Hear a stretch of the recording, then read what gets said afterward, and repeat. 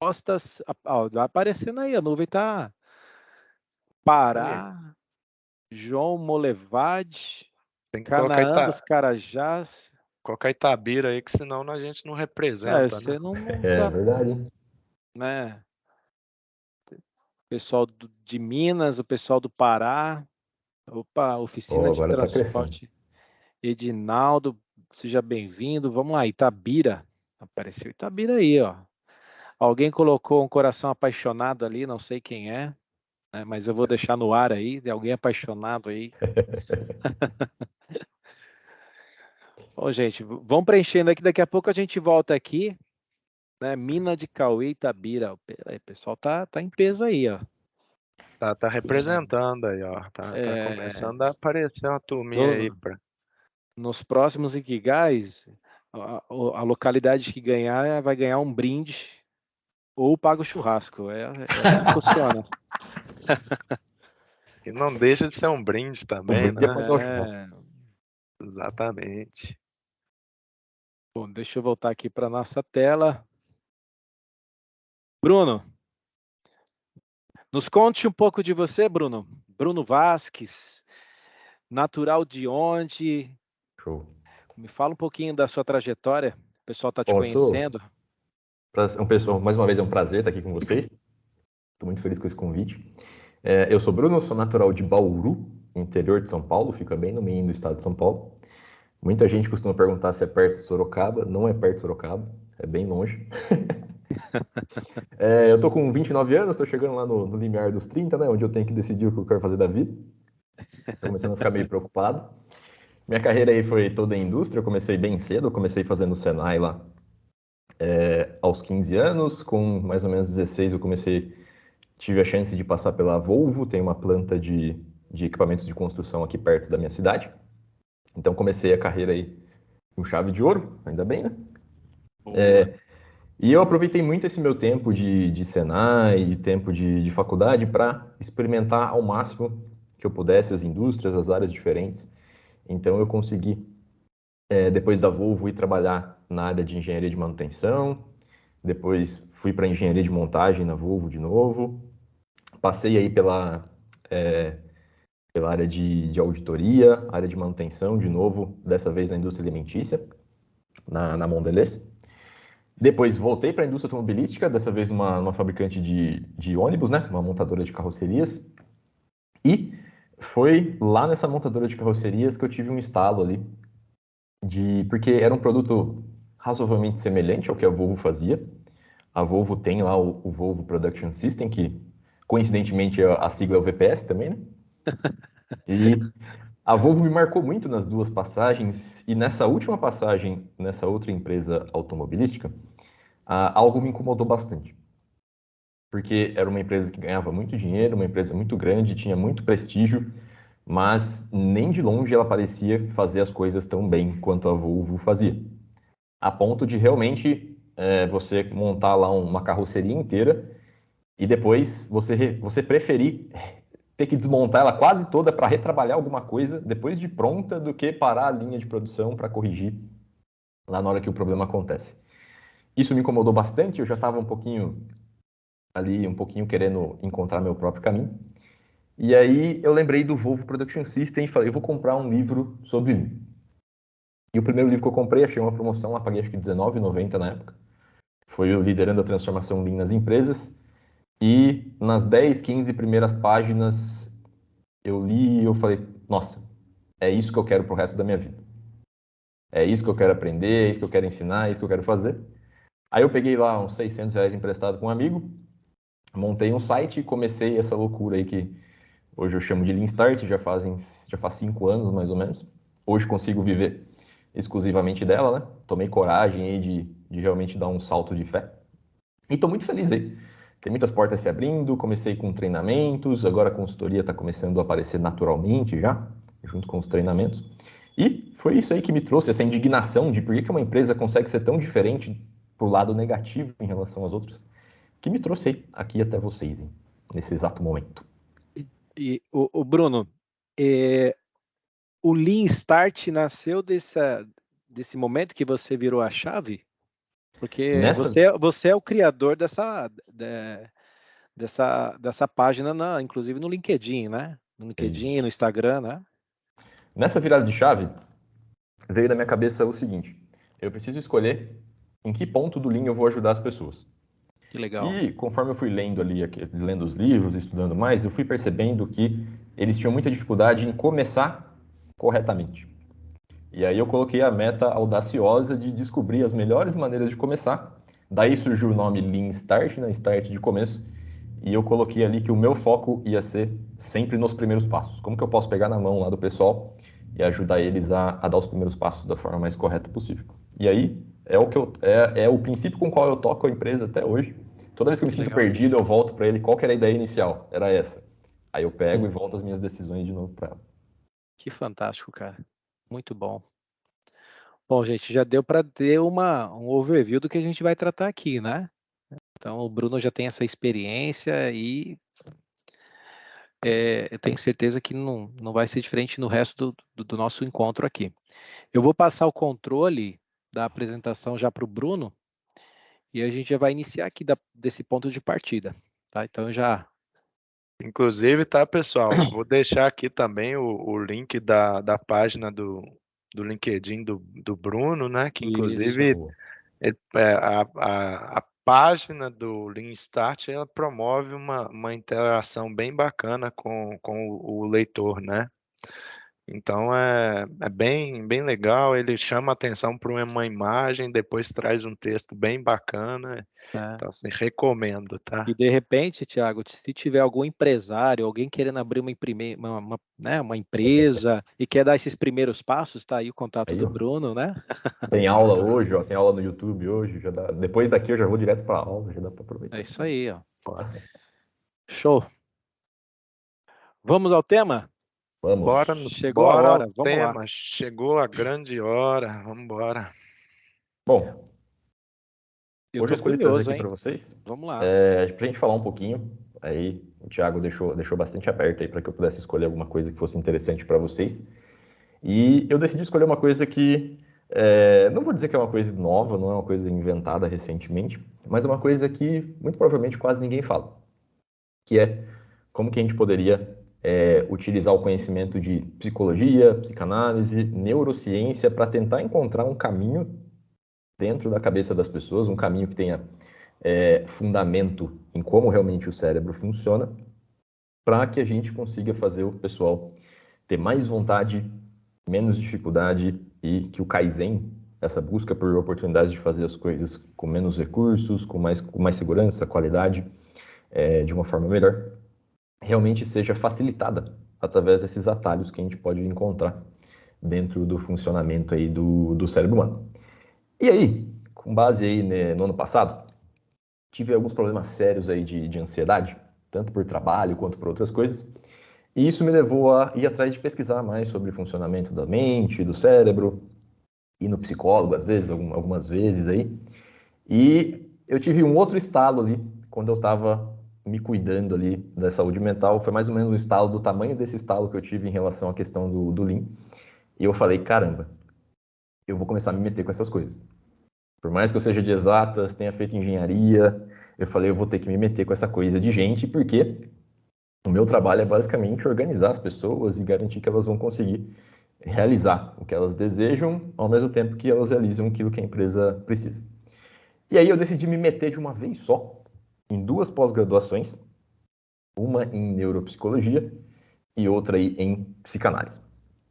E a ideia é começar a juntar essas 2 coisas com o Lean e tentar ajudar o pessoal a encontrar alguns atalhos em relação ao tema. Então, nosso bate-papo de hoje aqui, nosso bate-bola vai ser muito centrado em mostrar para vocês algumas características de funcionamento do cérebro que acontecem tanto comigo, quanto com vocês, quanto com as pessoas que estão em torno de vocês no dia a dia, e alguns atalhos, algumas curiosidades legais que vocês podem explorar, tanto liderando diretamente, quanto liderando aí indiretamente, tanto a si mesmo, quanto aos colegas aí com os quais vocês interagem todos os dias. Então, o nosso tema vai ser voltado em como dar uma hackeada aí na cabeça para fazer tanto a gente quanto as outras pessoas a fazerem Kaizen de uma forma mais agradável, mais natural, com menos resistência.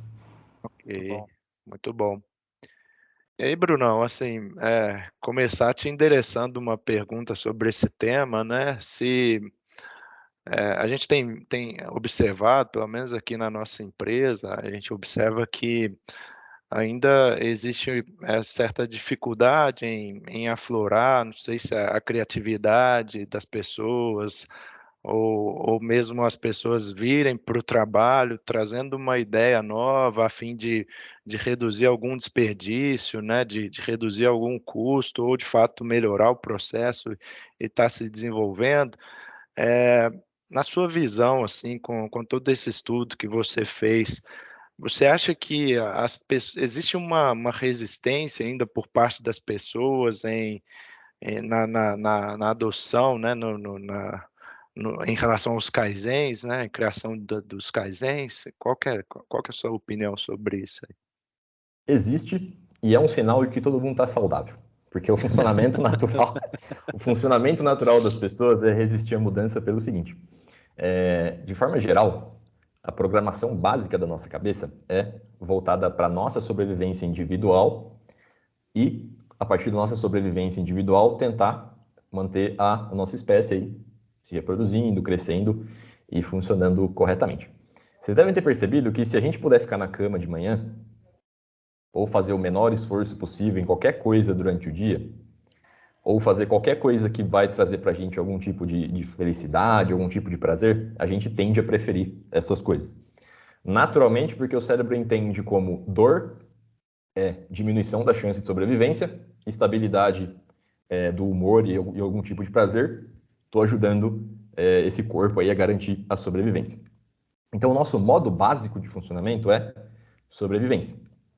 E a máquina que mantém isso daí rodando, que é o cérebro, geralmente ela vai representar aí mais ou menos 2% de toda a massa do seu corpo.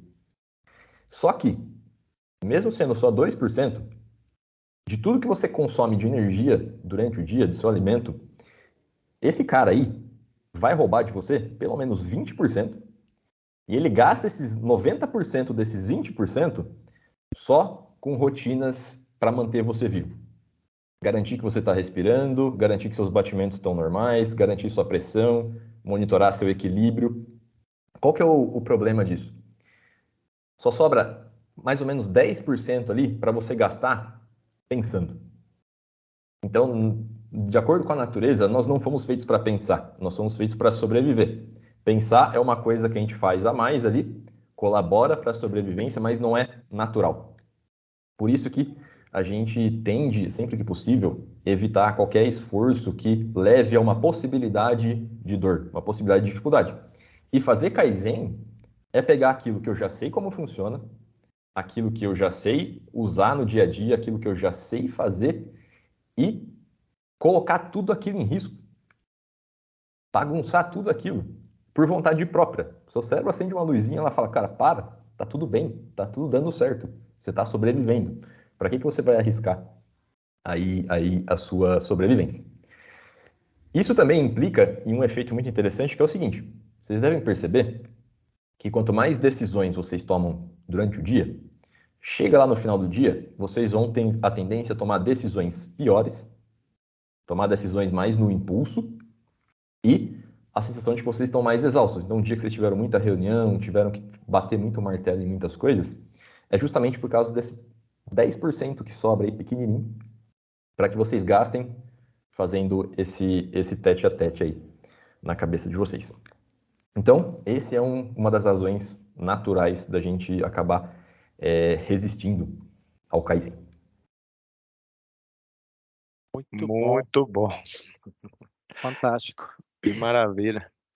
E realmente, assim, a gente tem até aquela teoria, né, do menor esforço, onde a gente tem várias formas de atingir um objetivo e a gente sempre procura a forma mais fácil, né?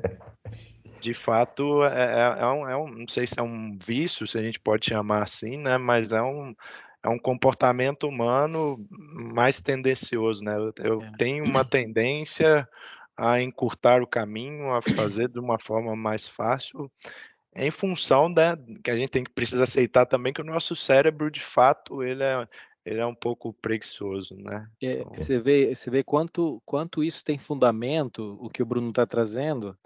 Quando você olha pelo lado realmente da memória muscular, dos hábitos, qualquer mudança, o seu corpo já meio que entra em crise. Vamos pegar um exemplo bem simples, gente. Faça o exercício de academia. Você muda uma sequência, o seu corpo já estressa, Já. né? Você já né, começa a criar as resistências, né? Imagina quando entra na questão comportamental de hábito. Quantas resistências a gente tem? exato. Tudo ele vai tentar rotinizar dentro da sua cabeça e jogar lá para a parte que ele não precisa ficar gastando energia. Aí Exato. você desenvolve o plano motor lá, né, para, por exemplo, para tocar instrumento. Quanto mais você pratica, mais ele registra os caminhos lá, fala, ó, ele está fazendo esse movimento, não precisa pensar. Só manda esse comando aí, é esse fluxo que tem que ir para os nervos aí, ele vai tocar.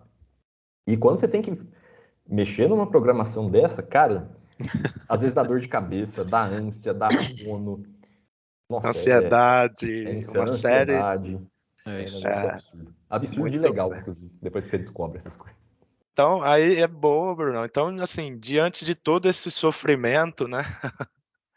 Esse sofrimento aí, existe uma forma mais natural e mais agradável para o cérebro, para a gente, de fato, aflorar a nossa criatividade e desenvolver mais kaizens? Eu não vou conseguir trazer uma solução específica para vocês, mas com base que eu tenho, o que eu tenho estudado e feito hoje, me esforçado para desenvolver, para ajudar as pessoas que trabalham comigo também, seriam alguns pontos legais que a gente poderia trabalhar. Por exemplo, sendo o primeiro deles, buscar garantir, na hora que a gente for desenvolver e espalhar a ideia de Kaizen dentro da empresa, garantir que essa ideia de Kaizen não é uma ameaça para quem está se envolvendo. É uma coisa até um pouco óbvia, mas, por exemplo, eu preciso encontrar uma forma de garantir para as pessoas que o Kaizen, de forma alguma, vai tomar o emprego delas ou o emprego do colega. Porque a tendência que as pessoas têm é associar aumento de eficiência com necessidade de menos pessoas. Só que, às vezes, eu realmente posso precisar de menos pessoas naquele processo, menos horas homem ali naquele processo, mas aquelas horas homem que estão sobrando eu posso direcionar para outras expansões que eu tenho, outras coisas que estão acontecendo. Então, a gente precisa encontrar um jeito de... Claro, não é uma promessa de emprego vitalício, a gente ainda tem que entregar performance, ter comprometimento, mas algum tipo de garantia de que, ó, podem ficar tranquilos que aumento de eficiência não significa demissão. Significa mais saúde financeira, mais espaço para a gente expandir, mais oportunidades para vocês trabalharem, se desenvolverem e crescerem. Porque se o Kaizen representar algum tipo de ameaça, mesmo sem perceber, elas vão acabar criando algum tipo de resistência, algum tipo de defesa. Às vezes chega a ser até engraçado, né? A pessoa não percebe que ela está se defendendo de alguma coisa, mas ela está fazendo de tudo para não se envolver com aquilo. Uma outra vertente... Bruno, seria meio que uma autossabotagem, né? Uma autossabotagem. Uma autossabotagem. Uma outra vertente que eu estou investigando para trabalhar seria o seguinte: por que quando o celular está perto da gente, ele apita ali, a gente quase que automático vai lá e pega para ver o que está acontecendo? Tem 3 elementos envolvidos aí. Primeiro, tá fácil pegar o celular. Se o seu celular apitasse lá no porta-malas do seu carro, lá no estacionamento da Vale, e você conseguisse ver que ele apitou, mesmo que você visse que ele apitou, eu duvido que você ia lá buscar para ver. Então, a gente mexe no celular tão facilmente porque ele está sempre perto. Segundo, é fácil de usar. É fácil verificar uma notificação, é tudo muito intuitivo. Então, junta que está perto de mim, fácil acesso, é fácil de mexer. E o terceiro é que tem um gatilhozinho, que seria o sinal de notificação, alguma coisa assim. Quando eu tenho esses 3 elementos unidos, e eu tenho que ter os 3 unidos, é quase infalível que eu vou praticar aquele ato. Então, até do ponto de vista da vertente ali do comportamental, se eu quiser tirar o meu vício em celular, por exemplo, se eu quiser me concentrar, uma das coisas que eu tenho que fazer é dificultar o acesso ao celular. Primeira coisa, botar no porta-malas do carro. Quero parar de comer doce? Tem que parar de ficar perto de doce. Se estiver fácil ficar perto do doce, eu vou catar o doce. Eu vou rodar o programa padrão. E uma coisa que eu acabo percebendo é que às vezes as empresas burocratizam demais o processo de fazer Kaizen. Claro que tem que ter uma avaliação daquilo que está sendo feito, um formulário ou outro, alguma coisa, Mas tem empresa que, nossa, para fazer um Kaizen, você só falta ter que ir lá no Vaticano e pedir autorização para o Papa lá, para ver se você pode tirar uma cadeira do lugar. Então, quanto mais burocrático, mais difícil for de registrar uma mudança que você fez, registrar uma ideia de melhoria, fazer alguma coisa ali, apresentar alguma coisa, mais a tendência é que a gente não faça. Então, a gente mesmo, por mais que a gente tenha ideias, esteja empolgado com elas, se a execução for difícil, no sentido aí dos formulários, dos processos, dificilmente a gente vai querer colocar em prática. Então, seria uma outra forma aí da gente trabalhar isso. E, em terceiro, eu poderia dizer para vocês o seguinte: uma coisa que funciona é a gente pegar, quando eu quero desenvolver um novo hábito, é eu juntar ele com um hábito que eu já tenho. Por exemplo, tem um livro lá do BJ Fogg que ele comenta uma situação bizarra que ele queria começar a cuidar mais do corpo. Então ele fez o seguinte, ele é cientista comportamental e tal, e ele experimenta muitas coisas nele mesmo. E ele falou, toda vez que eu for no banheiro fazer xixi, eu vou fazer uma flexão. Então ele juntou com um hábito que ele já tem e que ele não consegue fugir, e ele começou, toda vez que ele ia no banheiro fazer xixi, ele fazia uma flexão. Naturalmente aquilo virou uma cadeia de hábitos, e agora ele meio que está amaldiçoado, né? Toda vez que ele vai no banheiro fazer xixi, ele acaba tendo que fazer pelo menos uma flexão. Mas serviu como experimento para ele demonstrar as coisas que ele estava estudando. Então, se a gente conseguisse amarrar, fazer melhoria, amarrar alguma coisa de melhoria com alguma coisa que o pessoal já faz todo dia, não sei, todo dia você tem que bater o ponto. Se a gente quisesse criar um hábito novo de alguma coisa, será que tem como acoplar com o ato de bater o ponto? Colocar lá perto, fazer acontecer junto quando bate o ponto, ou junto na hora do almoço, tentar encontrar uma coisa que as pessoas já estão acostumadas a fazer e juntar com aquela ideia que eu falei do celular estar perto, ser fácil de mexer, pegar alguma coisa pequenininha e colocar uma mudança pequenininha junto com algo que a pessoa já faz. Então, na hora que você for tomar café, sei lá no lugar de tomar café, já deixa lá um formuláriozinho lá para colocar uma ideia, para rascunhar alguma coisa, rascunhe um pensamento aqui. E assim a gente vai amarrando esses hábitos aí. Então, seriam essas três coisas, que são coisas que martelam bastante na minha mente e que eu estou encontrando formas de operacionalizar. Garantir que o Kaizen não vai parecer nenhum tipo de ameaça, desburocratizar o processo de fazer Kaizen e tentar acoplar as mudanças que a gente quer em coisas que as pessoas já fazem todo dia em pequenos pedacinhos ali, até que elas se tornem um novo hábito. Muito bom. O ser humano naturalmente assim, né? Quando algo de fato está muito difícil, né? Ele tende a procrastinar, né? Ele tem essa tendência a procrastinar. Então, se o simples ato de cadastrar uma ideia, cadastrar um Kaizen, for algo de fato muito burocrático, as pessoas tendem a não aflorar tanto assim a criatividade, porque é difícil cadastrar, né? Então, essa é uma dor vivenciada, principalmente por nós aqui na nossa empresa, né? A gente E eu às vezes a já gente se tô com depara. ideias aqui, viu? Agora vocês estão perdidos, agora vocês aguentam o tempo. Até um recadinho para os mineiros aqui, tem bastante mineiro aqui, viu, Bruno? Então, como o hábito deles é muito assim no pão de queijo, já deixa algumas coisas ali amarradas ao hábito do pão de queijo. Eu fui para Minas né? mês passado, cara. Agora eu não consigo mais comer o pão de queijo que tem aqui. A referência, a régua subiu demais. Nada mais parece pão de queijo depois que eu comi o pão de queijo de verdade. Exato. Muito bom. Fantástico. E aí, assim, eu me deparo com determinadas situações, né, quando é endereçado para você uma tarefa, uma atividade, e aquilo é muito difícil, ou foi mal direcionada, né, você não entendeu bem o comando, né, nessas situações a gente tende a procrastinar mesmo. Então, para aflorar a criatividade, as ideias na turma, né? Talvez a gente sempre pensasse em como tornar esse processo de gerar novas ideias menos burocrático, né? Eu acho que as organizações, de repente, tenham que começar a pensar mais nisso, né? E tornar mais fácil, estimular, enfim, né? Estava vendo um estudo do cara que ele dá consultoria para essas empresas que fazem aplicativo, né? Instagram, Facebook, eles se metem nessas coisas porque eles querem criar aplicativos que realmente sejam formadores de hábito. E ele tem uma frase no livro dele que ele fala o seguinte: Para que alguém queira fazer alguma coisa, fazer tem que ser mais fácil do que pensar.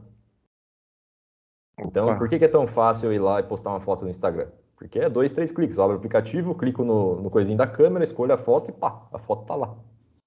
Então, quanto mais eu simplificar as coisas a ponto de fazer E não ser pensar. menos trabalhoso do que pensar sobre como fazer, a tendência é que as pessoas iniciem aquela ação mais vezes. Lógico, tem Kaizen que dá trabalho pra caramba, tem que pensar, tem resolução de problema, nossa, que você fica 3, 4 meses só estudando a causa raiz para depois colocar o plano de ação em cima. Então o desafio está em como ir introduzindo esses elementos de facilidade dentro do processo de fazer essas coisas que costumam exigir mais raciocínio. Ok, muito bom.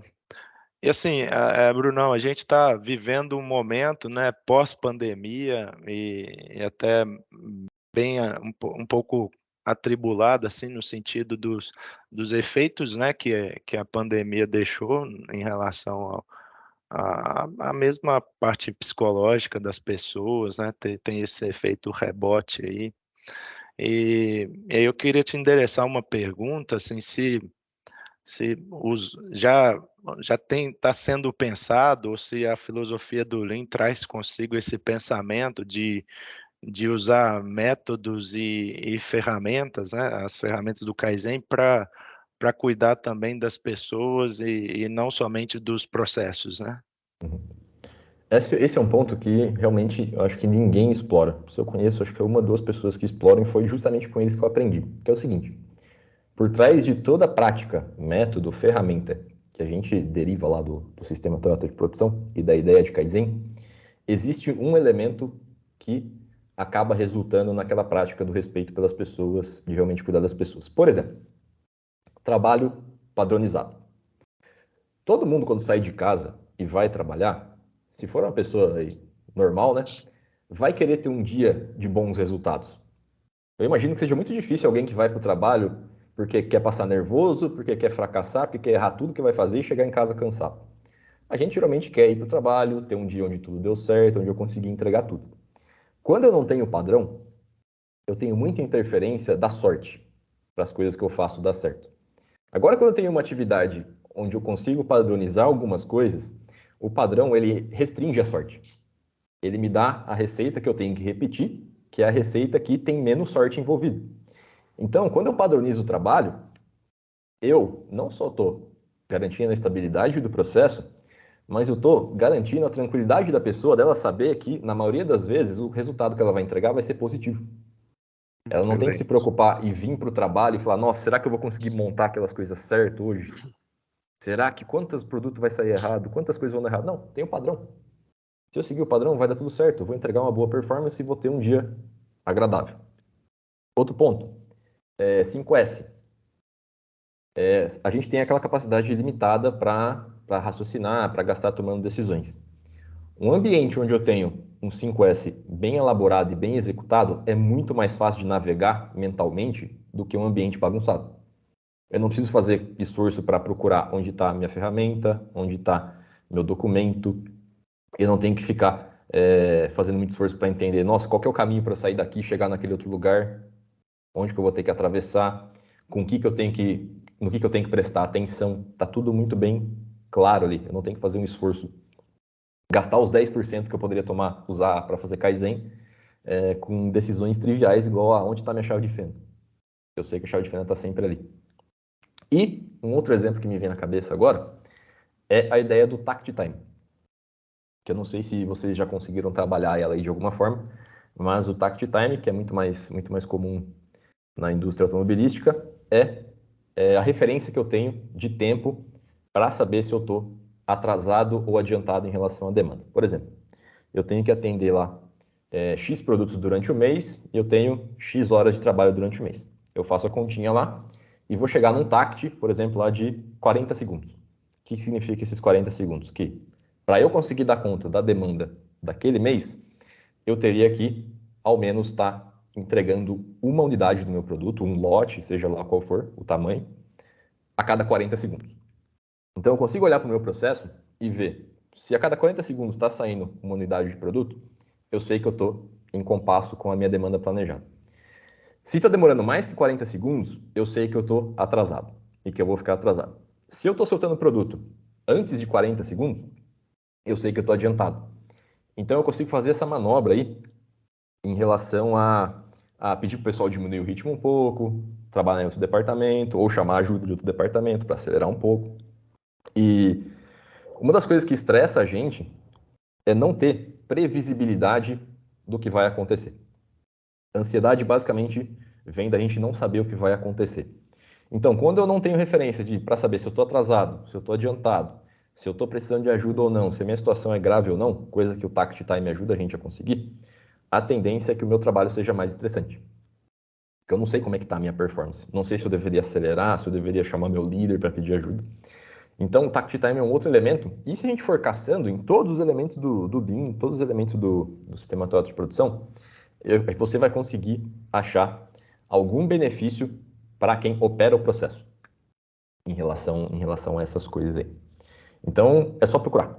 Tem que começar a bater a cabeça. E é uma forma de a gente começar a vender também essas práticas para as pessoas. A gente fala muito sobre como aquilo vai ser bom para o processo. Mas às vezes a gente não tem um bom argumento de falar, ó, como que isso aqui é bom para você que vai executar isso daí que está acontecendo. Excelente. Assim, Muito bom. quando a gente... o que dita o comportamento de um ser humano, né, de um indivíduo, de fato, é a forma como ele se relaciona com o ambiente, né? A relação homem-máquina, homem-ambiente, né? Então, assim, se o ambiente está desorganizado, né, a gente tende a se estressar, a se cansar, porque o ambiente estando, igual você citou aí, né, a questão do próprio 5S, se o ambiente não está minimamente preparado, né, dentro do conceito, né, a gente tende a se cansar mais, a gente se distancia, né, do nosso objetivo, do resultado, porque todo dia, conforme você bem falou, né? Todo dia a gente sai de casa para vencer, né? Para ganhar o jogo, né? Para marcar gol. Então, se o ambiente do trabalho não está bem preparado, né? A gente vai se frustrar. E se frustrar diariamente pode ser uma grande armadilha para a nossa segurança psicológica, né? Pode ser uma grande armadilha para, né, para a nossa estabilidade emocional, né? Frustração gera dor mental é ameaça à sobrevivência, seu cérebro vai querer sair correndo, vai te ajudar a fugir daquilo, de qualquer Exato, jeito. Exato. muito bom. Andrezão, quer pontuar aí? Eu fiz as perguntas, agora contigo aí, manda bala também. E a gente vai abrir, tá, pessoal, também as perguntas aí para os demais, é porque a gente estava esperando mesmo o Bruno desenvolver aí a pauta e a gente vai abrir aí as perguntas para a turma, tá? Daqui a pouquinho. Eu trouxe num fórum uma pesquisa que é feita com as principais empresas do mundo, vou até depois colocar aqui no chat, onde eles medem um pouco do comportamento e quanto isso influencia nos negócios da empresa, né? E no último censo, eles fizeram um depara com o valor que representa esse estresse todo dentro da empresa. E aí a gente está falando da casa de aproximadamente trilhões, né, de perda no PIB dos principais países que participam efetivamente dessa pesquisa. Então, quando a gente olha para a importância que representa o Kaizen para os negócios da empresa, do outro lado, quando a gente vê que o negócio está estressado, que o ambiente não está agradável, não é um ambiente legal, isso traz uma perda, assim, tá, eu falo sem medo de errar, é uma perda muito grande para a empresa, porque precisa tratar disso, né? Eu não sei se o Bruno tem algum dado sobre isso, algum aprofundamento de estudo sobre isso, mas eu entendo que as empresas que elas não o trabalham, né, diante dessas informações que ele nos trouxe, elas acabam de certa forma tendo um prejuízo também, porque precisa tratar do empregado, precisa, né, o ambiente prejudica a produtividade, né, então tem um arcabouço, né, muito grande em cima disso, né? Eu não sei, bastante. Bruno, se você tem alguma informação sobre nesse sentido, né? Mas eu vejo que também tem um lado da empresa também que precisa tratar disso, né? É bastante fácil você, por exemplo, estimar quanto que você vai ter de prejuízo se o seu equipamento rodar 80% ou Exato. 70% do dia. Mas não tem nem como você estimar com uma boa precisão qual que é o custo de um líder que vem desmotivado, de uma pessoa que está voltada para trabalho de melhoria, que não está motivada, porque eu não consigo mensurar o quanto alguém Exato. pode entregar. Então é um custo que pode ser zero, o que é impossível, mas também pode ser um custo quase infinito ali, né? Junta um monte de gente desmotivada. Não tem como você medir o quanto aquelas pessoas deixaram ou deixarão de entregar de melhoria, igual você consegue medir o quanto uma máquina vai dar de prejuízo se ela quebrar ali e ficar meio turno parado. Exato. Então, às vezes, essa equação não fecha, né? Exatamente por isso. São dados que a gente não consegue mensurar. Eu queria até fazer um complemento, né, no tanto que a gente tem visto aí nas reportagens, na página do LinkedIn mesmo, né, a empresa Heineken, ela criou um setor que cuida da felicidade das pessoas, né, para as pessoas de fato virem trabalhar mais motivadas, mas eu imagino que seja um negócio muito bem estruturado, né, e muito voltado para criar um ambiente que de fato as pessoas estejam felizes e obviamente que a consequência da gente estar feliz, a gente vai ser mais produtivo, até mesmo sem perceber, né. Então, a gente tem que sempre pensar assim, como que o ambiente que eu trabalho está se comunicando comigo e como que eu me comunico com esse ambiente? Como que está essa relação, né, ela está saudável ou ela está uma relação doentio, né. Então, assim, essas análises a gente precisa fazer. E se está doentio, obviamente que talvez a gente precisa tratar, né. E o Kaizen, de fato, é um grande remédio para a gente tratar ambientes doentes, né. Um outro problema que costuma ter nos negócios, Thiago, é que o pessoal às vezes é muito São Tomé. E a gente aprende muito a ser São Tomé, a gente tem que ver para crer. E, por exemplo, não é fácil eu mensurar qual que é o benefício financeiro que eu vou ter de cuidar da felicidade ou de treinar as pessoas. Só que pela lógica, eu consigo deduzir que pessoas mais capacitadas é bom para a empresa, pessoas felizes é bom para a empresa. E o Deming fala que nem toda atividade de gestão a gente vai poder depender de números, de confirmações numéricas. A gente vai ter que usar a lógica. Fazer isso gera um resultado bom, logo eu tenho que investir nisso, por mais que eu não sei quanto vai ser o retorno.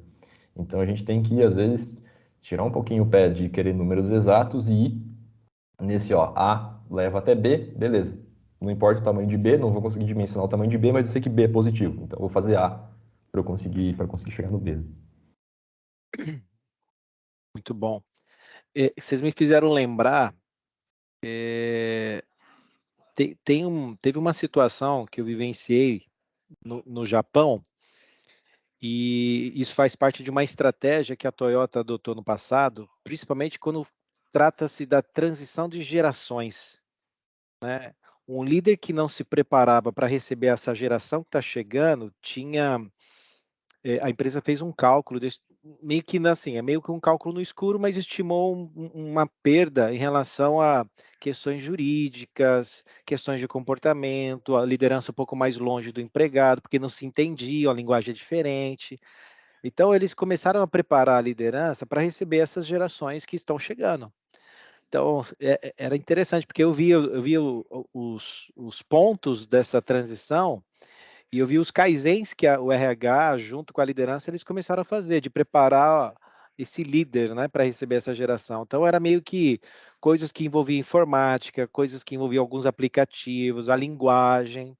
Então, eu vejo que a gente, né, falando de Lean, de ambiente psicológico, esse tema é novo. Falar de segurança psicológica, talvez é um gap, talvez não, é um gap da liderança, né? Estrategicamente, quando a empresa ela deixa de atuar nesse âmbito de preparar as pessoas, de receber as pessoas, né? Acaba meio que fundamentando esse gap, e isso prejudica, de certa forma, os resultados das empresas. Então, Bruno, eu não sei se você tem alguma opinião sobre isso, né, formada, né? Mas quando a gente fala de troca de gerações, cara, eu vejo que a geração antiga, anos 80, anos 90, eles construíram uma indústria meio que ali a mãos de ferro, sabe?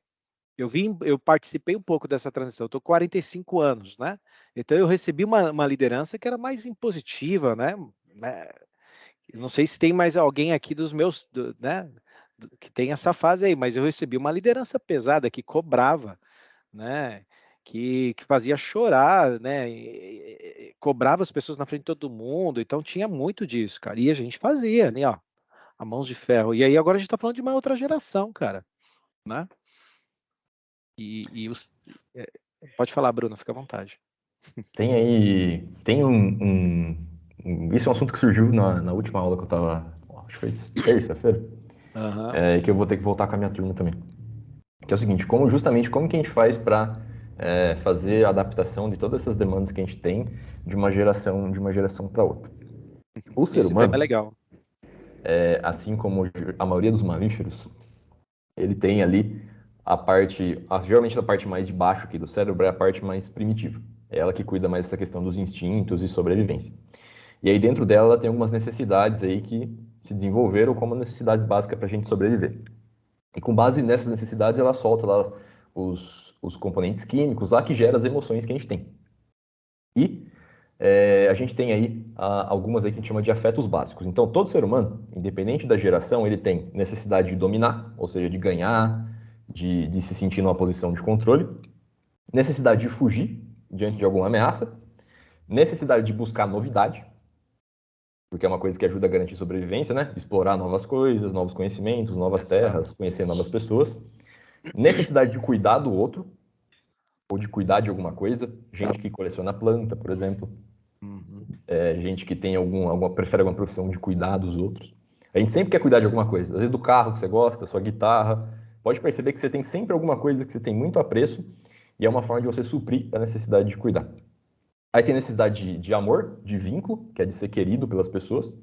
É uma outra emoção que garante sobrevivência. Se as outras pessoas gostam de mim, minha chance de continuar vivo é maior, porque eu vou ser cuidado. Aí tem a necessidade de sexo, né? A parte da parte do amor reprodutivo. E necessidade de luta. Todo mundo tem uma necessidadezinha ali de arrumar uma briguinha e de alguma forma. E o interessante é o seguinte: as necessidades são iguais para todas as gerações. Só que a forma como cada um satisfaz a sua necessidade é diferente. Por quê? Você aprende com as experiências da vida. Quando você é criança, você está lá, seu cérebro está se formando. Aí, você aprende lá, por exemplo, por circunstância da vida, que se você tirar nota boa, sua mãe e seu pai gostam de você. Te agrada. Quando você tira nota ruim, você apanha. Seu cérebro registra, ó, para eu suprir minha necessidade de continuar recebendo amor da minha mãe, vínculo da minha mãe, minha necessidade de ser cuidado, logo eu tenho que tirar nota boa. E às vezes a criança desenvolve lá aquela paranoia de ser estudioso demais, sofrer demais, se autocobrar demais. Então, a geração Y, Baby Boomer, geração Z, qualquer geração tem as mesmas necessidades, só que de acordo com o tempo que ela viveu, ela aprendeu um jeito diferente. Exato. A minha necessidade de buscar reconhecimento, uma das formas é dando aula, estudando, sendo útil para as pessoas. A sua pode ser diferente, a do Thiago é diferente, a de outra pessoa é diferente. Então, além da gente olhar a diferença do cenário das gerações, que vai ter semelhanças, aliás, todo mundo da geração Z tem algum traço muito semelhante. Vale muito a pena a gente olhar de pessoa para pessoa, na nossa equipe, realmente conhecer ali o pessoal. Porque por mais que mude a geração, todo mundo precisa dominar, fugir, buscar, cuidar, amar, fazer sexo, lutar por alguma coisa, ou buscar alguma coisa. E se eu conseguir amarrar as coisas do dia a dia com essas necessidades, que nem quando eu reconheço alguém, oprimir alguém, eu tô de alguma forma satisfazendo a necessidade dela de dominar, que ela venceu alguma coisa. Necessidade de receber carinho, porque ela está sendo admirada. Então, acho que mais do que entender a diferença entre as gerações, que é importante, e se eu não preparo as minhas lideranças para receber a nova geração, eu estou tanto prejudicando a geração que vai chegar, quanto prejudicando a própria liderança, porque ele vai sofrer para lidar com aquela geração, e vai ficar estressado também, e vai dar tudo errado para todo mundo. Também tem essa questão de que todo mundo precisa das mesmas coisas, só que cada um aprendeu a satisfazer de uma forma diferente. Muito Aí é bom. complicado. Aí é Muito sem bom. dúvida. E muitas vezes você suprimir essa busca por uma necessidade específica de alguém também, você pode estar, talvez, suprimindo um talento, a criatividade de uma pessoa. Uhum. Então, assim, tem que ter muito cuidado e fazer. É difícil, né? Assim, você fazer uma leitura tão rápida, né? De como aquela pessoa se comporta e como aquela pessoa busca a sobrevivência dela dentro de um contexto específico, né? Thiago, você me fez lembrar de uma coisa legal, rapidinho. Que é Bora. o seguinte, por exemplo, necessidade de amor, de vínculo. Eu aprendi isso estudando uma aula, que é o seguinte. Às vezes a pessoa tá lá triste, carente, e ela vai tentar suprir a necessidade de amor. Ah, não tem namorado, tô triste, precisando da companhia. Aí a pessoa vai lá e compra chocolate. E come chocolate. O chocolate, ele vai liberar uma substância lá, vai fazer uma química lá, que vai te acalmar, vai devolver a estabilidade para o seu sistema e vai parecer que você parou de precisar de alguém. Só que cada necessidade tem um circuito e umas substâncias específicas dentro do cérebro. Então, comer o chocolate engana o meu cérebro que eu não preciso de mais alguém, só que a necessidade específica só pode ser satisfeita por aquilo que ela quer. Exatamente. Então é mais fácil você desenvolver uma compulsão por chocolate, de novo aquela ideia de fazer o caminho mais fácil, do que você ir lá, tentar se relacionar com alguém, fazer uma amizade, até virar um namoro. Por isso que as pessoas às vezes desenvolvem compulsão por comer chocolate, se isolam, porque engana o cérebro temporariamente, e é muito mais fácil do que se abrir para alguém e arriscar e sofrer uma decepção, alguma coisa do tipo. Então não adianta a gente fingir que está satisfazendo a necessidade com outra coisa que não seja o real objeto daquela necessidade. Aí complica mais ainda. Não tem como eu dar chocolate pro meu funcionário achando que chocolate vai suprir a necessidade dele de ser amado ali pela equipe, pelo que ele está fazendo. Atenção aos chocolatras aqui do encontro, né? Tomem cuidado. Excesso de chocolate pode ser um sinal que você está precisando de outra coisa que não é chocolate. Está precisando brincar, fugir. E o Brunão trouxe uma aula aí de psicologia, psicanálise, né? Assim, tudo hoje, né? De novo, né? A forma como a gente relaciona com as pessoas e com o ambiente está diretamente relacionada a como a gente né? Como é o nosso estado emocional de fato, como que, de novo, né? Como que a gente se comunica com as pessoas e com os ambientes, né? Então, assim, a gente tem que cada vez mais buscar promover ambientes que propiciem a nossa criatividade, né? Que a gente sempre busque um caminho melhor para tornar aquele ambiente melhor também, né? Então, é muito legal aí, Bruno, os exemplos que você trouxe aí. Tá quase 4 minutinhos para a gente abrir para as perguntas aí. Vamos abrir o microfone da turma aí. Andrezão, você ia pontuar alguma coisa? Eu ia comentar isso. Vamos, acho que não tem um time bom agora. A gente pode abrir, né? Acho que vai ter bastante pergunta. Agora é Isso, da hora da gente ter essa eu interação aqui com os participantes. A vou Patrícia já mudar aqui. levantou a mão. Isso. Patrícia, Vou A mudar Patrícia está aqui esperando desde o começo agora da isso. Vou A mudar Patrícia aqui foi a só. primeira que levantou. Ela estava ali, né? Deixa só o Thiago liberar aí, gente. Isso, O, vou o áudio liberar de aqui. vocês. Permitir microfone para todos os participantes. Concluído. Pronto. Bora lá. Testa aí, Patrícia. Manda bala.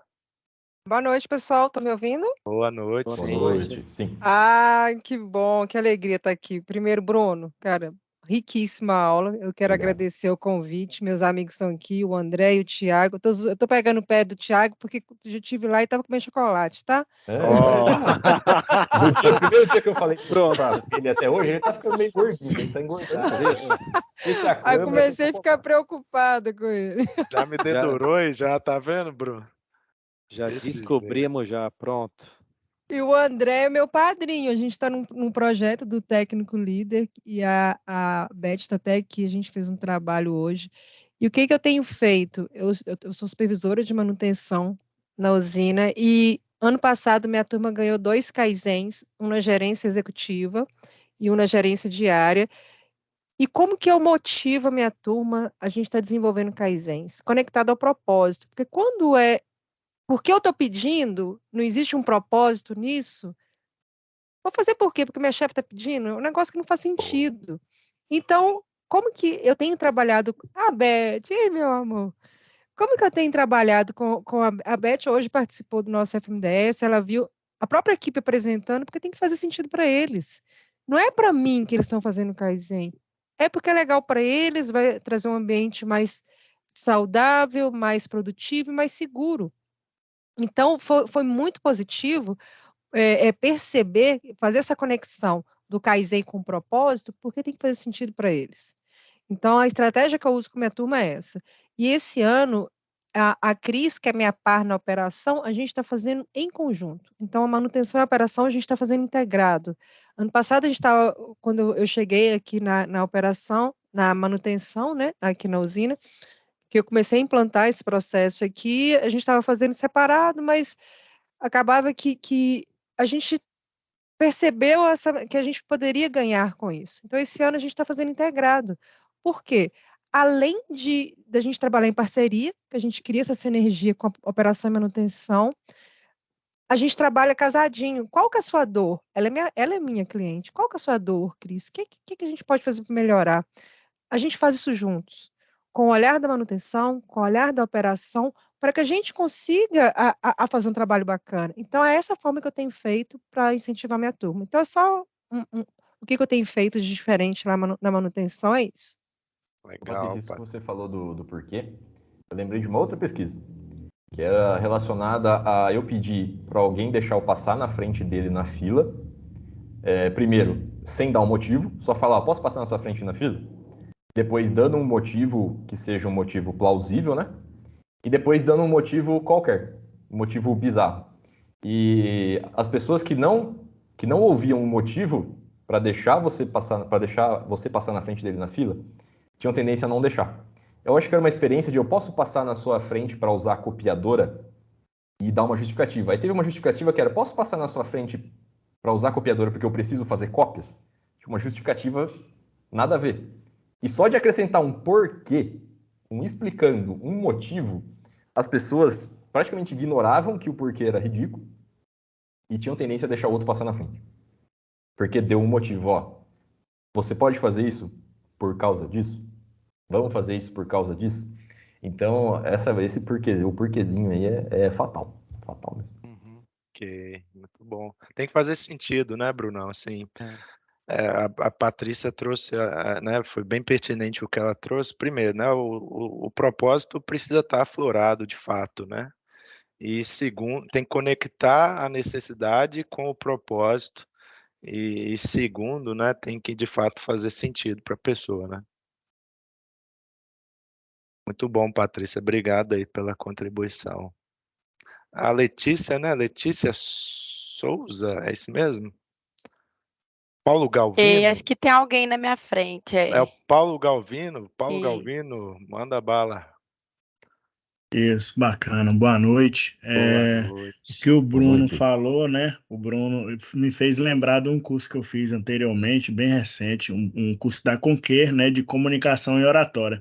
E realmente ele fala isso aí, né? Do poder que tem o convencimento, quando você traz uma justificativa lógica, né? Para você convencer alguém com o porquê. Então, é muito válido. Eu aprendi essa técnica, é muito boa, tá, Bruno?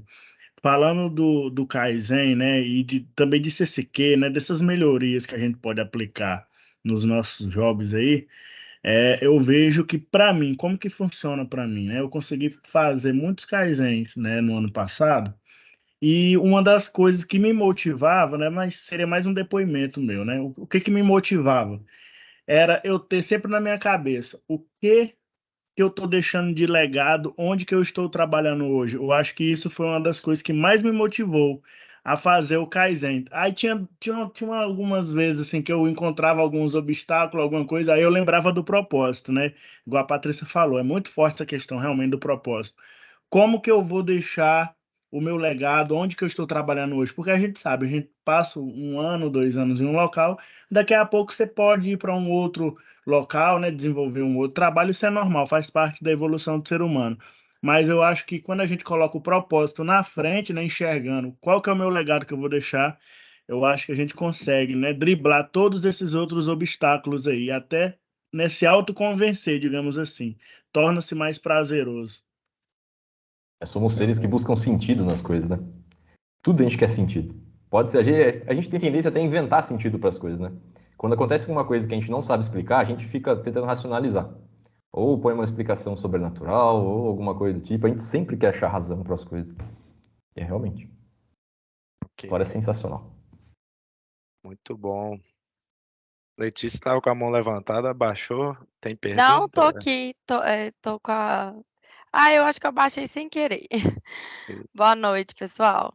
Boa Eu noite. até deixei aqui no perguntas e respostas, mas eu queria comentar, né? Hoje eu sou engenheira na confiabilidade de usina e eu trabalho basicamente com melhoria de processo. E eu acho que vou até complementando aí o que a Patrícia falou. eh, eu, como engenheira, ou seja, eu estou fora da gestão, eu uso ferramentas e metodologia Lean, né? Eu vou lá, faço mapeamento do processo, identificação dos desperdícios, rodo a solução de problemas para encontrar as causas raízes e tratar soluções, né, para a eliminação desses desperdícios dentro de um processo. Mas, no fim das contas, aonde que eu esbarro é sempre na liderança ou no propósito. E é uma coisa, se o líder, ele não, assim, não entende o propósito e não consegue passar o propósito para a equipe, quando a gente faz a gente usa toda a metodologia Lean para aplicar uma melhoria de processo, a gente não consegue ir para frente, por mais que a gente saiba qual é a causa e por mais que a gente saiba quais são as soluções, né. E aí, assim, muito voltado para o que eu estou fazendo hoje, eu até deixei uma pergunta aí, que você falou muito voltado para a estratégia de colocar a pessoa no centro, né. Eh, como é que eu deixei, como que eu posso calcular o takt time padrão ideal para um processo? Isso é uma dúvida que eu tenho. Você trouxe o takt time como um dos pilares aí, tratando da estratégia de pessoas, né. E aí, por exemplo, é uma dificuldade minha, assim, eh, por exemplo, eu tenho um processo lá, de bloquear um equipamento para a realização de uma manutenção, né. Como é que eu consigo saber qual que é o tempo ideal para esse processo inteiro de bloqueio, né? Será que é somente com outras empresas? Tem alguma forma de mapear isso, né? E aí outro ponto que eu deixei aqui também, é como que a cultura da empresa, né, como é que a gente consegue, eh, burlar ou ignorar a cultura que a gente já tem, por exemplo, lá dentro de uma manutenção, e mesmo assim conseguir aplicar a melhoria de processo, mesmo que às vezes a liderança não esteja junto, mesmo que às vezes a liderança não consiga estar junto com você para engajar a equipe e gerar o propósito, né. São as duas dúvidas que eu deixei ali. Duas perguntas sensacionais, Letícia. Obrigado aí pelos comentários. O TACT está sempre relacionado à sua demanda. Eu nunca parei para pensar no uso do TACT na manutenção, apesar de eu já ter usado, por exemplo, o SMED para diminuir tempo de manutenção. Mas a ideia do TACT é o seguinte, eu pegar o tempo que eu tenho disponível para trabalhar e a quantidade de trabalhos que eu tenho para fazer. E eu dividi um pelo outro para saber o quanto cada trabalho deveria durar para que eu dê conta de todos os trabalhos dentro do total de tempo que eu tenho. E aí ele vai ser a minha referência. O que me vem na cabeça? Atividade de manutenção é uma atividade aí que entra como uma atividade crucial de apoio e de suporte para a atividade principal, que é o fluxo que agrega valor lá, que seria, por exemplo, a parte da mineração, né? Que é onde eu estou ali agregando valor no produto. Então, o ideal seria que o seu tempo aí de, por exemplo, para fazer lá o loto, por exemplo, lá da máquina, ou qualquer outra atividade desse tipo, seja o menor tempo possível. Já que a sua atividade agrega valor internamente para os processos internos da empresa, mas não agrega valor diretamente para o cliente externo da Vale. É uma coisa que você precisa fazer, que é importante, mas o seu cliente externo não é um valor que ele percebe. Só que é indispensável para o seu cliente interno. Sua produção não consegue rodar sem você. Então, o que seria valor para o seu cliente interno nesse caso? Como a produção tem que ter uma boa disponibilidade de máquina, eu consigo supor que o ideal seria que as suas manutenções fossem cada vez mais assertivas e com um tempo cada vez menor. E aí eu incluiria esse processo aí de como você poderia melhorar, sempre tentando baixar o tempo que você leva aí para fazer essas travas de equipamento, para poder fazer as manutenções. Só que aí é aquela coisa, né? Quando eu vou fazer Kaizen, eu tenho que ver se a minha melhoria não vai afetar negativamente segurança, qualidade, se não vai aumentar o custo, né? E se vai ser fácil de implementar. Então, a tendência é essa. Esse seria uma forma que eu enxergo de como a gente poderia usar o conceito do TACT dentro de manutenção. Pensando em cultura, como que a gente faz para mudar a cultura de uma empresa? A gente tem que mudar a regra. Pode ver que a gente molda os nossos comportamentos de acordo com as regras que tem em volta da gente. Dentro de casa, fora de casa, no trabalho, a gente sempre vai encontrar uma forma de se adaptar àquelas regras. Então, quando você pensar em mudar a cultura, o comportamento que você está vendo das pessoas é resultado das regras que tem em torno delas. Elas precisam encontrar uma forma de conseguir ser bem vistas, fazer o trabalho delas dentro das regras que são impostas. Então, se você quiser ter uma alavanca para mudar a cultura, tenta mudar alguma regra. Por exemplo, às vezes a empresa tem premiação ou benefício atrelado a alguma métrica. A tendência é que as pessoas façam de tudo, até coisas prejudiciais, para entregar aquela métrica. Como que a gente mudaria essa cultura de fazer as coisas de qualquer jeito para entregar aquela métrica? Muda a regra. Desamarra aquela métrica da premiação. Então, basicamente, para mudar a cultura, eu tenho que mudar regras. Eu tenho que mudar o que é aceitável, o que não é aceitável. E aí entra o problema. Às vezes você tem poder para mudar a regra dentro da sua equipe, mas você não tem poder para mudar as regras dentro do seu departamento. Porque às vezes você não é o gerente, às vezes nem seu gerente consegue, teria que depender da diretoria. Então, se eu fosse te dar uma dica também de como começar a mudar regras, seria realmente trabalhar isso com os seus pares, as pessoas que estão ali na sua responsabilidade. Aos pouquinhos aquilo pode virar um bom exemplo, virar um case, e aí começar a se expandir para as áreas que interagem com você, facilitar a sua vida. Mas é realmente um jogo de regras. Que regras que eu tenho hoje que causam o comportamento que eu estou vendo hoje. E aí fazendo essas mudanças aí. É fácil, não é? Vai dar trabalho? Vai. Mas lá, depois o negócio se paga, lá na frente vale a pena. Obrigada, Bruno. Um prazer. Muito bom. Mais perguntas, pessoal? Não vi mais ninguém aí com a mãozinha levantada, mas o microfone está aberto aí. Fiquem à vontade, viu? Tem tempo ainda, são 8h10. A gente marcou aqui. Deixa eu aproveitar essa deixa aí da resposta do Bruno. Bruno, muito obrigada, viu, por tudo aí. Muito bom, o pessoal gostou muito. Desculpa. Pegando aquele ponto que você trouxe, né, pra gente, do nosso comportamento enquanto ser humano, né, da gente ainda ter o nosso cérebro mais primitivo, né, que demanda aquela questão da sobrevivência, e eu imagino que por isso a gente normalmente é competitivo, mas isso, ao mesmo tempo, faz com que a gente não alcance resultados tão duradouros, porque a gente não quer ir junto, né? A gente quer ir sozinho, a gente quer ser reconhecido sozinho. O quanto também que essa questão, assim, dessa retribuição em forma de bônus e de, sei lá, alguma premiação, ao invés de ser, talvez no início seja legal, mas o tanto que isso não deixa a gente amadurecer. Sabe, alguma coisa assim nesse sentido. Isso é um ponto que me deixa nessa dualidade, assim, eu fico bem confusa se o quanto é bom, por um lado, mas pode ser prejudicial, porque a gente fica sempre ali na cenourinha, entendeu? Uhum. É mais que justo que a gente realmente divida essa questão financeira com as pessoas que ajudaram a gente a gerar aquele lucro, né? Então eu tenho lá, reduzimos os custos lá, no período de 1 ano, 2 anos, teve esse retorno, legal, a gente vai pegar uma porcentagem e dividir com o pessoal.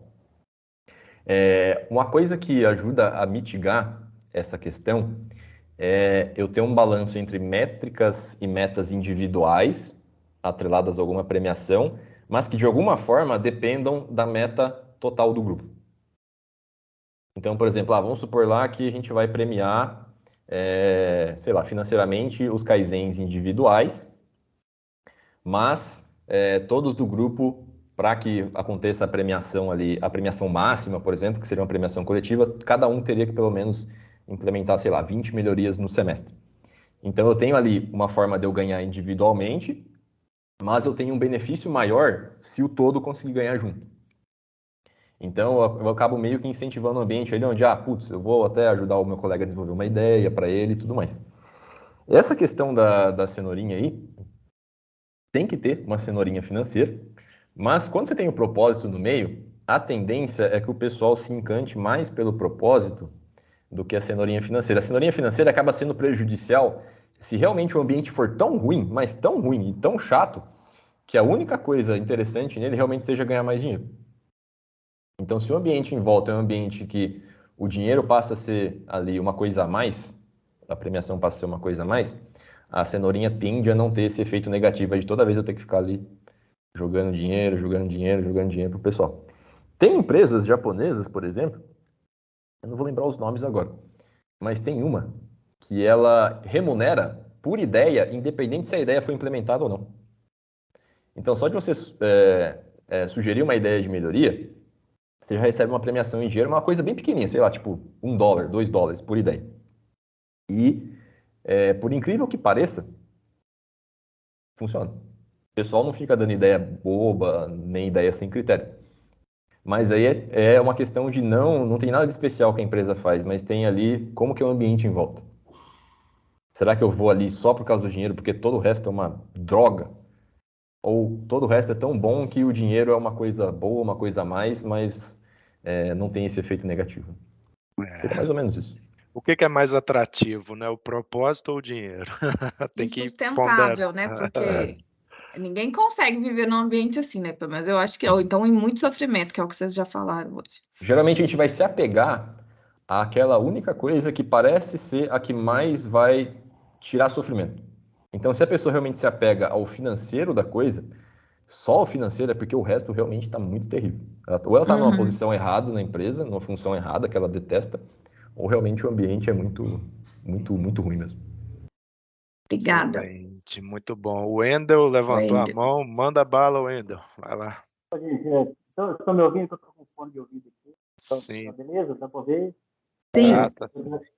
Primeiro eu quero agradecer a oportunidade de poder participar desse evento. Obrigado, Thiago. Muito obrigado, Bruno. E esse momento que a gente fala sobre propósito, eu acho que é a base de tudo. É onde que tem a direção para o time. Mas muitas das vezes o propósito ele tem que ter uma consistência com o contexto, com todo o time. Tudo que a gente fala muito no treinamento de autoconcordância, as pessoas não têm contexto de propósito. Qual que é a direção? Muitas das vezes, né, a gente fica muito superficial, vamos chegar lá, mas a grande pergunta, como envolvendo as pessoas, a única forma de atingir resultados rentáveis, desenvolver qualquer tipo de trabalho, é a base da capacitação. É isso aqui. É porque eu acredito muito que a capacitação ela tem o poder de transformar as pessoas, mas também transformar a sociedade, fazendo que as pessoas se tornem melhores. Hoje eu faço um trabalho na ferramentaria, 75% das pessoas que trabalham lá vão perceber.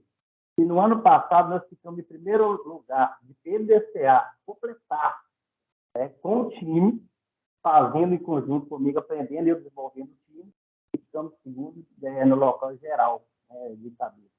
Então, isso traz daquilo que você falava, deixar um legado. Qual foi o legado que você falou? Quando eu comecei um trabalho lá, eu fiquei 3 dias sentado observando os meninos trabalhar e vi uma confusão danada e não entendia nada. Todo mundo fazia tudo, mas no final ninguém fazia nada. Então, eu comecei a descrever os processos, mapear os processos, papel e responsabilidade, o que cada um faz, ó, você vai fazer isso. Então, eu comecei a ordenar os processos. E aí eles começaram a entender o propósito aqui. Mas antes disso, eu imprimi uma folhinha e disse assim, ó, nós iremos ser a melhor ferramentaria da Vale. Aí eles, será que nós vamos conseguir chegar lá?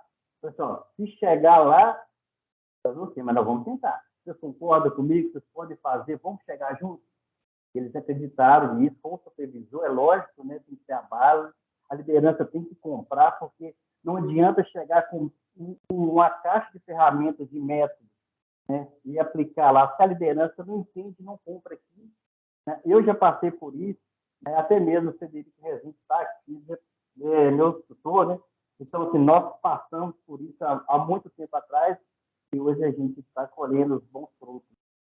Então, quando a gente fala, sempre falei com os meninos, a gente, Kaizen não é mudar para melhor, muito pelo contrário, é amor pelas pessoas. Porque quando eu faço uma melhoria, eu não estou melhorando só para mim e para você, mas um coletivo. Então, as pessoas, os próprios meninos lá, já entenderam que essas melhorias devem ser continuadas, que hoje automaticamente já está no sangue deles. O tempo todo eles estão pensando em resolver problemas. A condição diante deles era fazer o quê? Era só ir trabalhar, ia com o corpo mais a mente, estar em casa. Então, eu acho que começamos a trazer coisas melhores, desenvolver eles sentirem um propósito e ver um grande propósito naquilo que é melhorar a condição do trabalho e atender a vida de cada um. Muito bom. Aí, Sensacional, Wendel. Parabéns aí pela conquista com o seu time. Parabéns mesmo. Ó, a Alana fez um comentário interessante aqui, Thiago. Eu vi aí, exato. Já ia te falar também.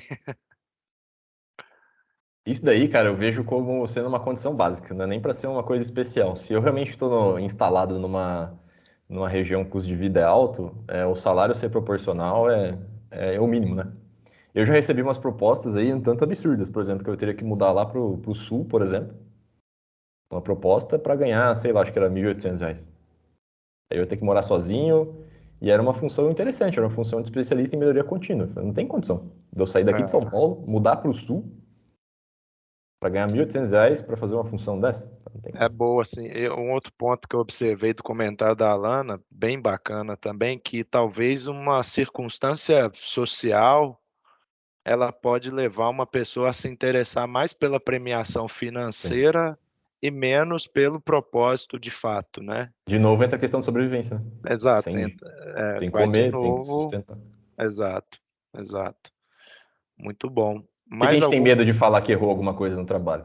Porque se perdeu o emprego, perde condições de sobrevivência, às vezes tem a questão do status, né? Você corre o risco de perder as amizades, perder os parentes aí que gostavam de você porque você tinha uma boa vida. Então, tudo no final é para sobreviver. Exato. E aí, pessoal, mais alguma pergunta? A gente tem mais 10 minutinhos aí antes de finalizar. Estou vendo aí meu amigo Frederico Valadares, está aí, com a câmera aberta. Eu tô vendo umas carinhas familiares aqui mesmo. Que bom, coisa boa. Fiquem à vontade aí, viu, pessoal? Comentários, sugestões aí sobre a reunião, sobre a reunião não, né? Sobre esse evento aí, como que foi, se vocês gostaram desse formato também, fiquem à vontade.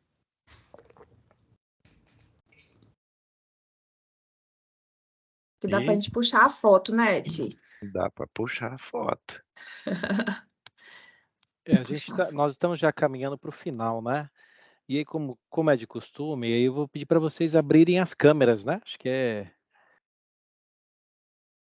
Pessoal, Thiago, Oi? tempo de fazer Todo mundo passou perfume? Vai lá, Fredão. Nossa, isso é muito tiozão, isso, né? O Fred tem... quase no finalzinho, por isso que eu fiquei meio calado só observando. Vai lá, Fredão. Enquanto isso, você... Vamos fazer a foto, aí o Fred faz a pergunta, então. Vamos lá.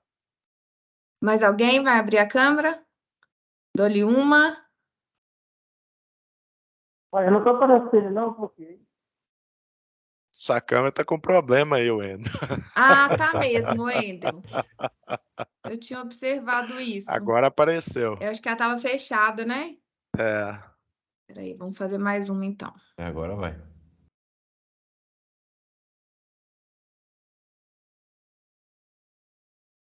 Sorriso, hein, gente?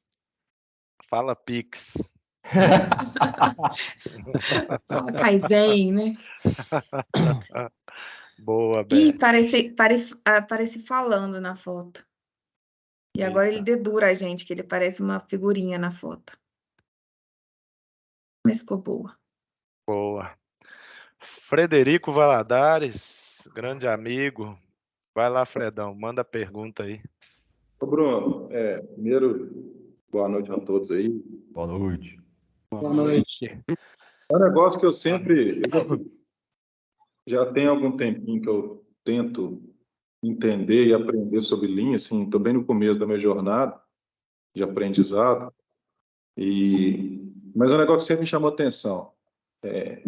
Por várias empresas que eu passei, eu acho que as empresas perdem muito quando se coloca meta no método. Então, assim, meta para Kaizen, meta para CCQ, meta para ideia, meta para programa participativo, sabe?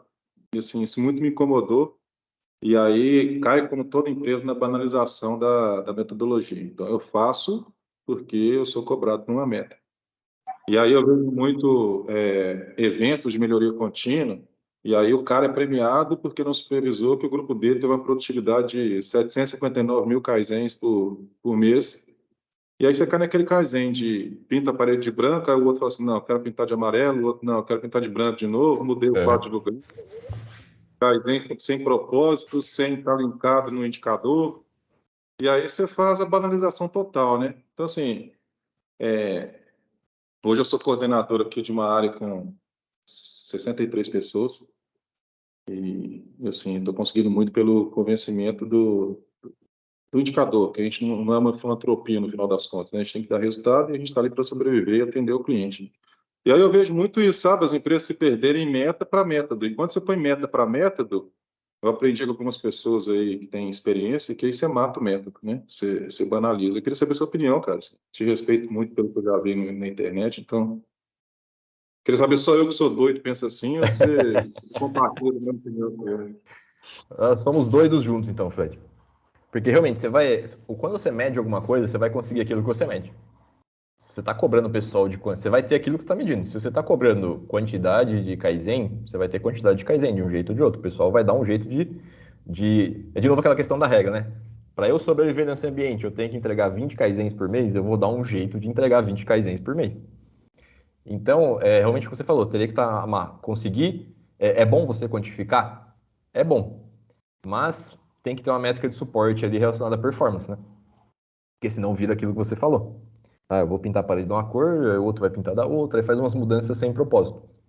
Então, tem que ter um critério que apoie. Se vai medir a quantidade, tem que ter um critério ali que apoie a questão da medição da quantidade para que não fique só o número pelo número, né? Então, nós temos aqui a medição ali de quantidade só para referência, mas a nossa meta está em relação à redução de tempo de manutenção, redução de perda ali por retrabalho. E o nosso mecanismo para entregar essa redução que está planejada aí são os Kaizens. Aí sim vai ter lá, se foram 10 Kaizens, 30, 40, 50, 5 Kaizens que entregaram aquela meta, beleza. Não tem o número, o quantitativo para de ser realmente o foco. Então, se for medir a quantidade, não necessariamente vai ser ruim, desde que ela esteja amarrada com, não é a quantidade que vale, é o impacto nisso daqui que a gente está buscando entregar, que está no plano estratégico, que tá em algum lugar. Mas a linha de raciocínio que eu tenho é a mesma que a sua. Você tem aquilo que você mede. Você está medindo tal coisa, o pessoal vai dar um jeito de entregar aquela coisa. Por isso que a gente tem que tomar muito cuidado com a métrica que a gente cobra do pessoal. Boa. Muito bom. Muito bom. A foto ficou bonita aqui. Ficou bonito. Tudo bem, e aí, pessoal? Vamos. André, Brunão. Se tiver mais alguma pergunta, ainda tem espaço, né? Eu vi aí o Luiz Edgar abriu a câmera também. Pode ficar à vontade. Então, só para realmente agradecer aí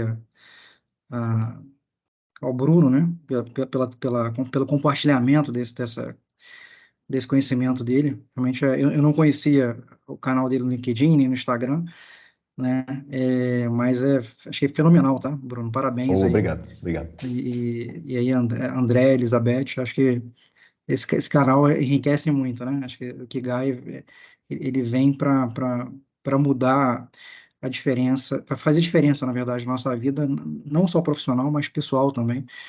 Então, assim, fundamental que você trouxe para a gente nessa noite aí, tá? Parabéns.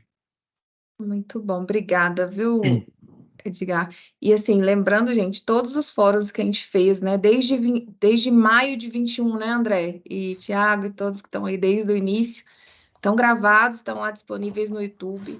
Esse também vai ser a mesma coisa, então tá tudo lá, assim, é compartilhamento mesmo, né? Isso que a gente quer. Se depois quiser ver de novo, quiser compartilhar com alguém, sempre vai ter esse canal, tá? Ok, Ó, o Luiz. Luiz tá querendo fazer uma pergunta. Aí. Vai lá, Luiz. Boa noite, pessoal. Tá me ouvindo? Boa noite. Boa noite. É só agradecimento mesmo. Eu vim pelo Bruno, eu já acompanho bastante o trabalho dele, inclusive já adquiri alguns cursos. E também sigo alguns conselhos de leitura e já queria deixar também alguma recomendação aqui, que é esse livro aqui, Minha Vida, Minha Obra, de Henry Ford. E foi uma É um dos meus recomendação favoritos. da Lean Start. E esse aqui Uhum. também, ó. Que é o Pensando em Sistemas, que eu ainda nem comecei a ler, tá embaladinho aqui. Se começar, não vai Falar parar, hein? Já separa um tempo já, porque esse Já livro é já eu maravilhoso. começo. Já eu começo. Tudo bem. Muito bom. Quero agradecer o Bruno, né, por essa Ó, participação tão Andrezão, especial, né? Paulo Galvino levantou a mão também. Paulo Galvino. Bom, ô Bruno, deixa eu te perguntar aqui. O que que você acha sobre essas IAs, né, as inteligências artificiais de hoje? Até quando que é saudável, né, a gente utilizá-las para poder implementar, né, e fomentar as nossas melhorias? Eu vejo muita vantagem, ô Paulo, para a gente tirar algumas coisas que são repetitivas ou que são coisas aí que não necessariamente agregam valor para a gente. Por exemplo, às vezes eu uso o chat GPT para tentar me explicar alguma coisa de uma forma diferente, alguma coisa que eu estou em dúvida se eu realmente entendi. E dentro da Lean Start, eu já usei uma vez, por exemplo, para levantar dados para um artigo que eu queria escrever. Eu queria falar no meu artigo sobre a quantidade de dinheiro perdido globalmente em determinado período, né, por causa de problemas de qualidade.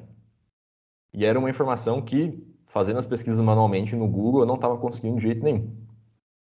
E aí, o chat GPT conseguiu achar para mim, de acordo com o instituto tal, informação, no ano tal, a estimativa é que o mundo perdeu tantos bilhões lá em relação a problemas de qualidade. Então, eu acho que é o mesmo relacionamento que a gente tem que ter com a automação de qualquer outro tipo. Tem que ser uma coisa que potencialize aquilo que a gente sabe de fazer muito de bom, assim, e não uma coisa que desumanize a gente, sabe? Que tire aquelas coisas que dão o gosto que a gente tem no trabalho, mas sim que sirva como um apoio para a gente fazer melhor aquelas coisas que não são tão interessantes para a gente, por exemplo. Igual eu ficar caçando lá quanto que o mundo perdeu com problema de qualidade, por exemplo. Sendo que eu poderia estar concentrado em realmente escrever um texto legal, um artigo legal em relação a aquilo. Então, a partir do momento que não começou a desumanizar o pessoal, não começou a matar a criatividade, eu sinto que ainda é um uso bom. É um uso que está aí como um acessório para potencializar a gente. Excelente. Bacana, obrigado, hein? Opa, prazer. Bom, a gente já está chegando no final, né? Mais um agradecimento especial, tá, Bruno? Opa, um prazer. Pela sua participação, né? Nós temos, com certeza, diante desse propósito que é o Ikigai, eu até estava aqui pensando, hoje a gente ainda está né, tendo participações muito efetivas do pessoal da Vale. E a gente tem um desafio do que é bom a gente compartilhar com a comunidade, né? Eu já mandei convite para familiares, amigos, eu já tive participações aqui de pessoas que não necessariamente é só Vale, tá? Então eu queria convidar você, né, lançar esse desafio para você espalhar esse convite. Né? Porque Pode tem deixar. tanta gente precisando, cara, de informações como essa aqui, de outras empresas, tá? Então fica à vontade. O Ikigai não é para Vale, tá? O Ikigai é para qualquer pessoa que deseja, é para todos, exatamente. Então acho que está na hora da gente começar a ter ter uma cara mais de Brasil, né? Então Isso. a gente quer lançar esse desafio para vocês, tá? Então se você pegar na nossa mão e a gente junto, a gente pode alcançar muitas pessoas, tá? Então a gente quer lançar esse desafio, tá, Bruno? Obrigado novamente. Assim que tiver no canal de vocês lá, então, eu já pego e já vou divulgar lá na página. Isso. Ah, spoiler. Se alguém trabalhar em alguma unidade do Maranhão, talvez a gente se encontre, tá? Tem algumas coisas pra... Opa! Eu vou aí vou perturbar o que o pessoal do Maranhão pessoalmente, em breve. Brunão, agradecer aí por ter aceitado o convite, tá? Fui meio audacioso, assim, em observar lá a página, que é uma página que eu curto bastante. Vocês podem perceber lá nas notificações, Thiago Diniz curtiu, né? Então, poxa, eu vou convidar esse cara aqui, né? Não custa nada, né? E aí eu chamei lá no chat mesmo do LinkedIn. E obrigado, cara, assim, continuo com esse trabalho seu, com a excelência que você transmite a informação para a galera, bem interessante e, assim, cara, continuo nessa pegada. E saiba que esse não é um primeiro convite apenas, tá? Vamos. Com certeza Seguiremos teremos no mais. propósito. Seguiremos o propósito, foco no propósito. Isso aí. Mais pautas aí com o Brunão Vasquez no comando. Contem comigo. Boa. Sempre que vocês quiserem. Obrigada, Isso gente. aí. Tá no mudo. Ah, não tá não. Isso aí, gente. Boa noite para vocês. Muito obrigado e até a próxima. Né? Até, valeu, um abração para Valeu, vocês. gente. Gente. Até Valeu, mais. Bruno. Pessoal, se Um cuidem. Valeu. abraço. Tchau, tchau. Tchau, tchau.